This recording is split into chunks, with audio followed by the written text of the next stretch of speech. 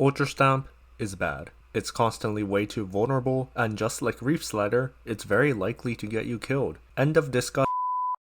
Great, another budget cut. They don't like it when I tell you the truth. They whine that it's all a logical fallacy. It's been consistently considered one of the worst specials of Splatoon 3. There's no further proof. You'd have to will a patch into existence for my stats to change.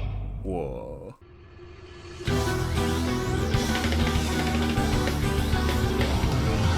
Stamp is a special mainly known for its ability to create space, forcing enemies to either back off or force a risky maneuver to try and get a pick or die trying. That really should have been it. No roadblocks, no worries, just Stamp. But the old Stamp could never catch a break. The way Stamp functions is by swinging a giant hammer up and down while moving forward. The hammer can block any incoming shots and can even destroy bombs. But there was one issue. To stamp down, you must first stamp up. When you lift up your hammer, it creates a very small window of opportunity for anybody who can punish it. It turns out, a lot of things can. Shooters and splatlings with their fire rate, charger and bow with their shot velocity. What was once a mighty tram you had to sidestep to knock off its course, you can now face it head on and tame it for yourself.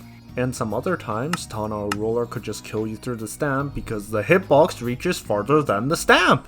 Unreal. The next component is the shockwaves, or the AoE of Stamp. Every time you stamp down, it creates a shockwave dealing 40 damage each hit, which means that you could opt to just sideswipe people, sometimes even catching sharks in the process. But alas, this required the opponent to be within your range. If you couldn't do that, the AoE, nor the hammer itself could do any harm. Or so you would think.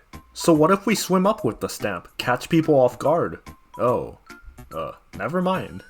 The Stamp Throw is one of the redeeming qualities of Stamp. While the Rush mode counters HP specials with one of the highest object damage in the game, the throw could cover for more longer distance threats. Inkjet out of reach? Gone. Crab tank on the ledge? Gone. Squid jumping down from spawn? Gone, and 100% ethical. The Stamp Throw provided another dimension to Stamp's potential, not only serving as a long-range threat, but a way to cancel your Ultra Stamp early. It was bound to boost Stamp up into the higher end of specials. Right? Stamp just had too many flaws. On one end, it easily won certain matchups while being bent over in others. Its object damage niche was replaceable, and the terrain wasn't doing it any favors either.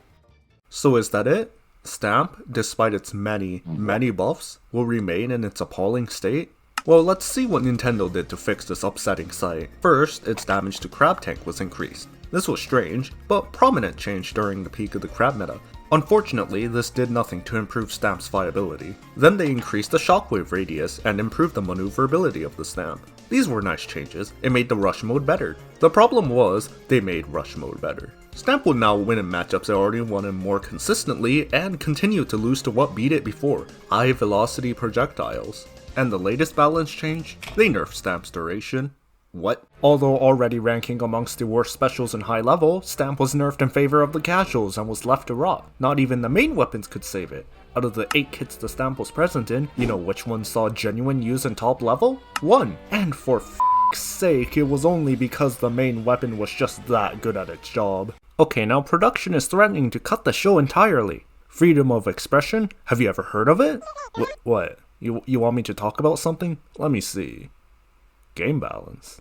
I searched up on google.com and found 5 reoccurring factors to game balance. Fairness, risk v reward, meaningful choice, skill ceiling vs floor, and strategy v mechanics. The first important concept is fairness. For something to be fair, it's what holds up the Jenga tower of game balance intact. Ultra Stamp lies in a very good spot. It has the potential to run away with games through its Rainmaker shield damage as well as its very fast time to kill. But despite its overwhelming strength up close, if you can just keep a far enough distance, it's very easy to keep in check. The next concept is risk versus reward. This is easy. The risk is you can easily get killed. The reward is a team wipe. Two extremes that balance out perfectly. Oh, but getting killed is a threat that any special has. There isn't anything special with Stamp. No! Let's think of two extremes. Trizuka, a special with very low risk and very high reward. It has starting frames that would put even old Wyatt to shame. The ability to outsnipe an anchor, splash opponents who are hiding behind cover, and the ability to snap towards any close range threats. I wouldn't blame you if you thought I was simply complaining about Trizuka. Because I am. Now let's look at a special with a very high risk and low reward. Reef Slider forces you into a predictable straight track and launches you forward, creating an explosion at the end. The explosion is what's easily punishable. Since your character is stuck in an animation after you finish the special, it creates plenty of time for anybody near you to punish that before you can even fight back. A cause of high risk for a predictable and easy to avoid special. Now the reward is greater if you are using Reef Slider for zones or Clam's Cheese, but that still doesn't eliminate the risk aspect. Many specials fall into the category of either having no risk at all or having efficient ways to mitigate said risk. Aside from Ultra Stamp's throw, this vulnerability makes you more selective with which fights you take. Meaningful choice is seeing your actions produce meaningful results. Aside from just killing people, Stamp has a few choices it can make that could turn a game in your favor. Do we need to make space for the Rainmaker? Stamp ahead of it, creating cover for your Rainmaker to trail behind. Do we want to shark with Stamp to go for a huge play? The patience can pay off. And of course, we can save our Stamp to pop the Rainmaker shield at the perfect timing. I think this one's self-explanatory. Then we get the skill ceiling vs floor. How good can you get at one given thing, and also how accessible is it to even the most casual of players? We've seen many splits in these categories throughout Splatoon, like the Storm having a very low skill floor while the Zipcaster had a very high skill floor. On the flip side, we have specials like Inkjet with a high skill ceiling and Killer Whale's ceiling being a single button input.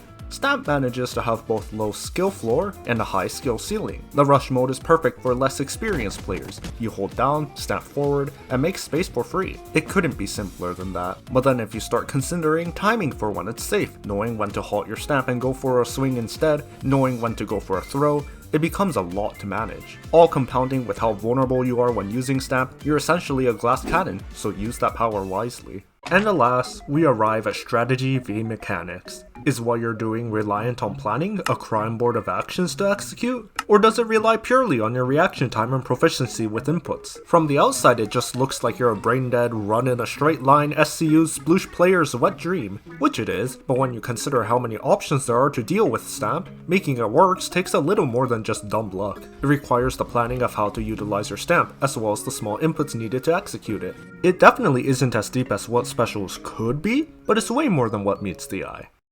So much is possible with Stamp. Even now it occasionally comes out as the quintessential anti-meta pick. But how? Could it be that Stamp is good? Now, obviously it's no mistake that Stamp was bottom tier for the majority of Splatoon 3's lifespan, but it was always more than just the bottom tier. Again, its object damage is nothing to scoff at. It helped me get this cool badge in Rainmaker, and with the new lag fixes that made it harder for shooters to just shoot straight through Stamp, this might be what finally immortalizes Stamp where it should have been all along, ranking as one of the best designed specials of Splatoon 3. Oh hey, the end of update special tier list is out, I wonder where Stamp is. Oh motherfuck!